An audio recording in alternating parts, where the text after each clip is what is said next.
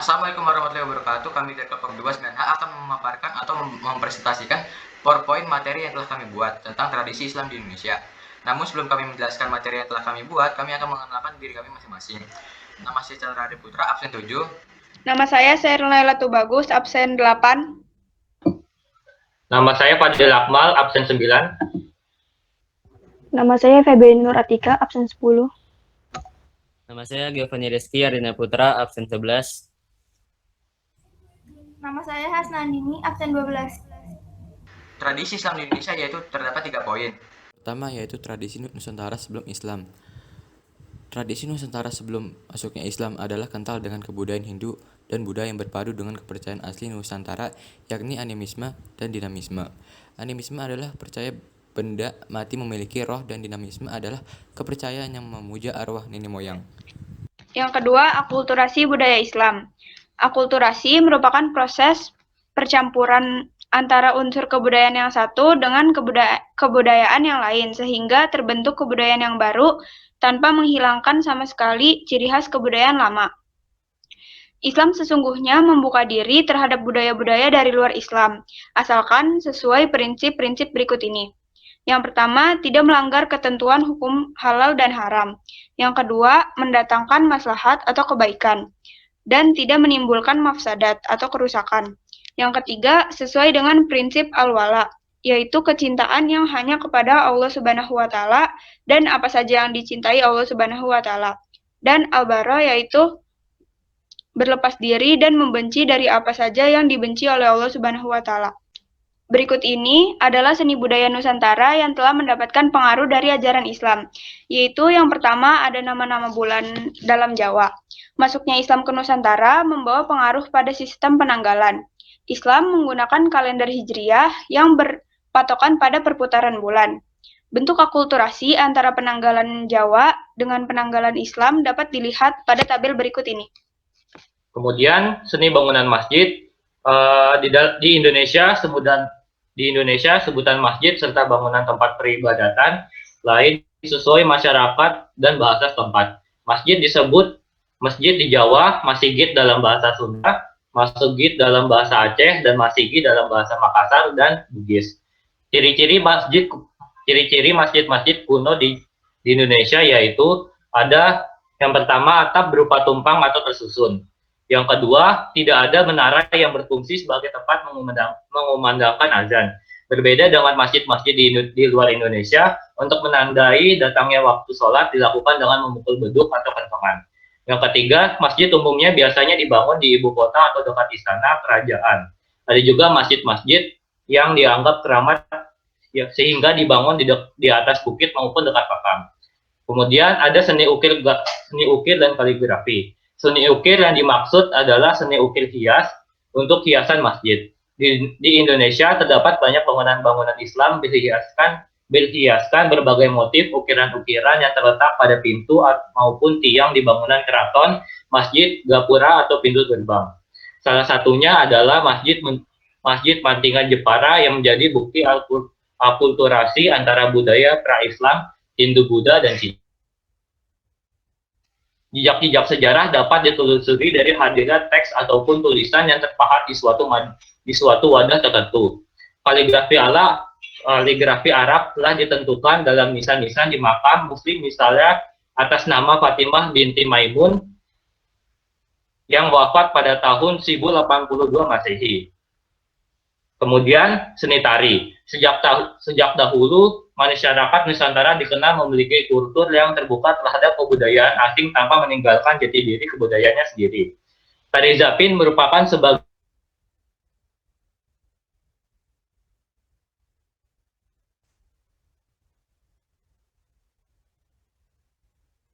Brunei.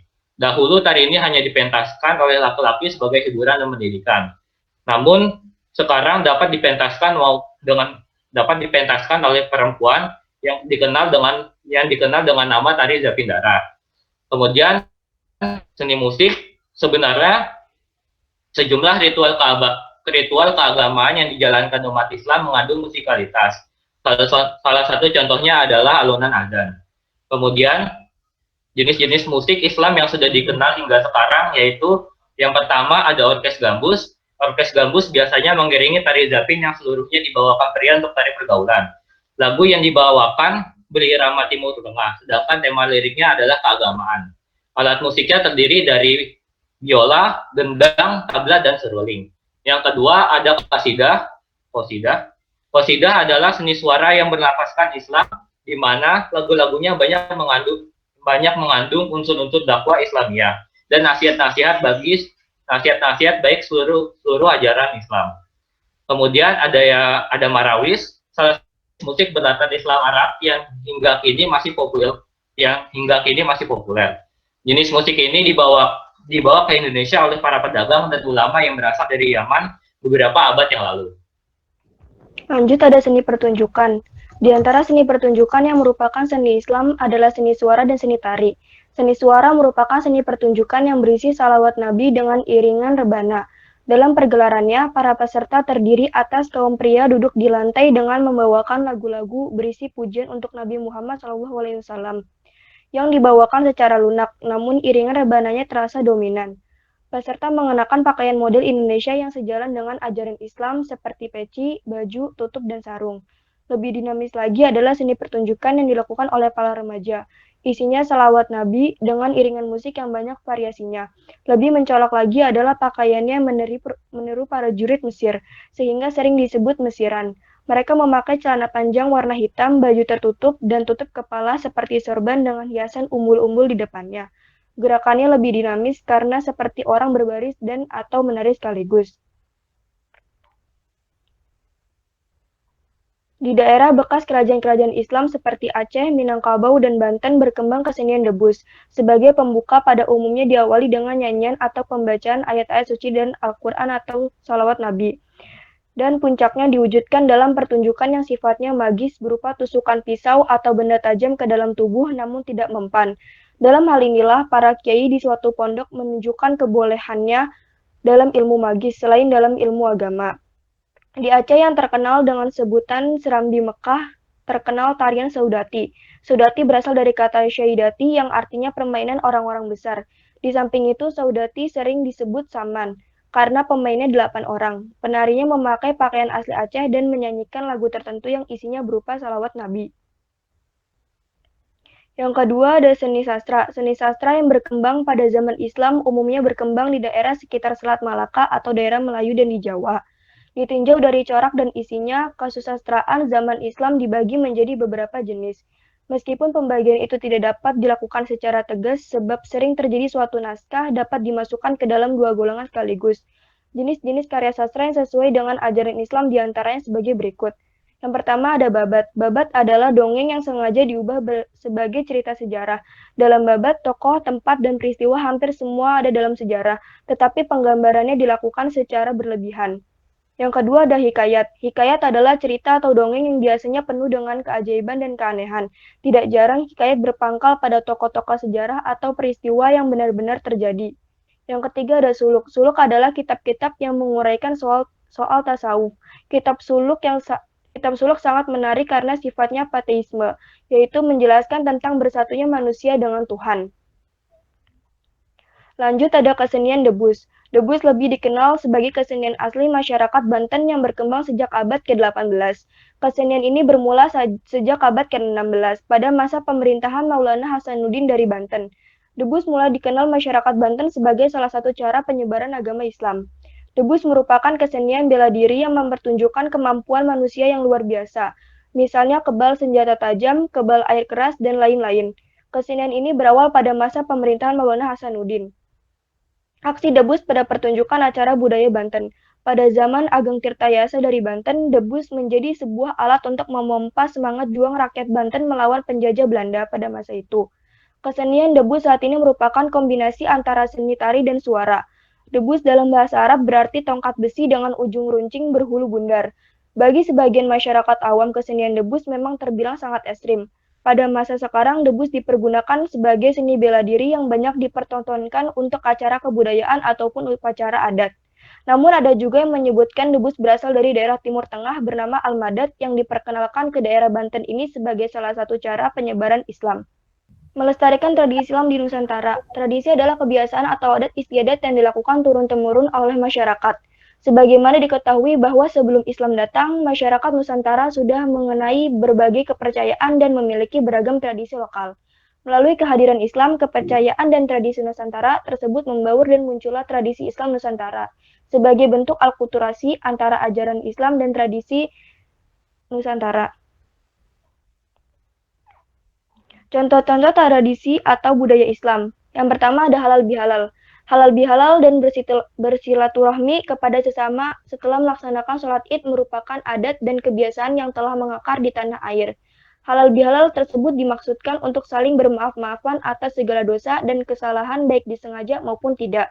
Sebagaimana firman Allah Subhanahu wa taala, "Jadilah pemaaf dan anjurkanlah orang berbuat baik serta jangan pedulikan orang-orang yang bodoh." Quran Surah Al-A'raf ayat 199. Maksud ayat di atas adalah walaupun amal ibadah kita sudah diterima oleh Allah Subhanahu wa taala, namun apabila kita mempunyai kesalahan terhadap seseorang, Allah tidak akan memaafkan dosa kita tersebut kecuali seseorang tersebut memaafkan dosa kita. Dan di hari akhirat kelak, orang yang belum sempat meminta maaf semasa hidupnya kepada yang dihinakannya itu, mereka akan membayar amal jariahnya kepada orang yang disakitinya tersebut setimpal dengan dosanya. Rasulullah SAW bersabda, "Tahukah kamu siapa itu orang bangkrut?" Para sahabat menjawab, "Yakni orang yang tidak memiliki uang dan harta di antara kami." Rasul lantas menjelaskan bahwa orang bangkrut itu di kalangan umatku, ialah orang yang dibangkitkan dengan dosa karena mencaci maki orang lain, menuduh orang lain, memakan harta yang tidak sah, menumpahkan darah, dan memukul orang lain. Maka dibayarlah amal baiknya itu dari pahala sholat, puasa, dan zakat, karena kesalahannya ini. Jika kebaikannya itu menjadi habis sebelum dibayar dengan bermaafan, maka dosa yang disakiti itu dialih-namakan kepadanya, kemudian ditempatkan ke dalam neraka jahanam. Maka dari itu, Allah menganjurkan kita agar kita saling memaaf-maafkan seperti firman-Nya di atas. Puasa bulan Ramadan yang kita tunaikan dengan keyakinan dan kesungguhan seperti yang diperintahkan Allah dalam surah Al-Baqarah ayat 183. Maka akan dosa kita yang telah lalu terampuni seperti disebutkan dalam hadis riwayat Bukhari dan Muslim. Adapun dosa kita kepada sesama manusia hanya dapat terhapus dengan saling memaafkan antara kita. Hal tentang maaf-memaafkan tersebut telah diatur dalam Islam sebagaimana diisyaratkan dalam Quran Surah Al-A'raf ayat 199 dan hadis Rasulullah SAW. Rasulullah SAW bersabda, "Dua orang muslim yang bertemu, lalu keduanya saling berjabat tangan, niscaya doa keduanya diampuni oleh Allah sebelum mereka berpisah." Hadis riwayat Abu Daud. Dalam hadis lain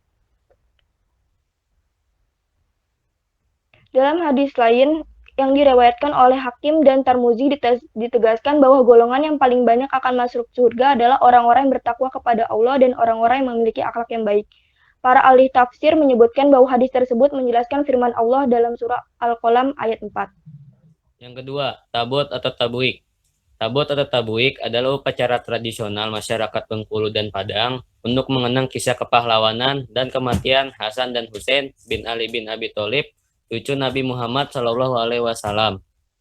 Istilah tabut berasal dari kata Arab tabut, yang secara harfiah berarti kotak kayu atau peti. Diduga kuat, tradisi ini dibawa oleh para tukang yang membangun benteng Marlborough tahun 1718 sampai 1719 di Bengkulu. Yang ketiga, kupatan atau bakdo kupat. Kupat adalah singkatan dari ngaji lepat, mengakui kesalahan, dan menjadi simbol untuk saling memaafkan. Tradisi kupat biasanya dilakukan seminggu setelah Hari Raya Idul Fitri. Kupat merupakan makanan yang terbuat dari beras dan dibungkus anyaman, longsong, atau dari jamur kuning atau daun kelapa yang masih muda. Oleh para wali, tradisi membuat kupat itu dijadikan sarana untuk syiar agama. Yang keempat, sekaten. Tradisi sekaten dilaksanakan setiap tahun di Keraton Surakarta dan Keraton Yogyakarta. Tradisi ini dilaksanakan dan dilestarikan sebagai wujud mengenang jasa-jasa para wali songo yang telah berhasil menyebarkan Islam di tanah Jawa. Dalam upacara sekaten tersebut disuguhkan gamelan pusaka peninggalan dinasti Majapahit yang telah dibawa ke Demak. Suguhan ini sebagai pertanda bahwa dalam berdakwah, para wali mengemasnya dengan menjalin kedekatan kepada masyarakat. Yang kelima, grebek. Grebek merupakan tradisi untuk mengiringi para raja atau pembesar kerajaan. Grebek dilaksanakan saat sultan memiliki hajat dalam berupa menikahkan putra mahkotanya. Grebek di Yogyakarta diselenggarakan 3 tahun sekali.